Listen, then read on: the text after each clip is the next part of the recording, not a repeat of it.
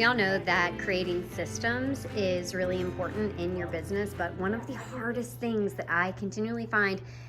is challenging to explain to an employee or shop help is pulling the right buckets for your flowers when you're processing them, and also what flowers go together. So we have created a system that the person who is responsible for actually checking in the product, making sure that you got what you ordered, that the right stems, are accounted for, and working on the markups. As they are getting them out of the boxes, he will actually just go ahead and lay them out in their range of color. So you've got this beautiful rainbow display, but it works because you're able to then just have your help that maybe isn't as trained grab things that are right next to each other to place in the buckets together. It's a huge time saver, and it actually makes the job of displaying them so much easier.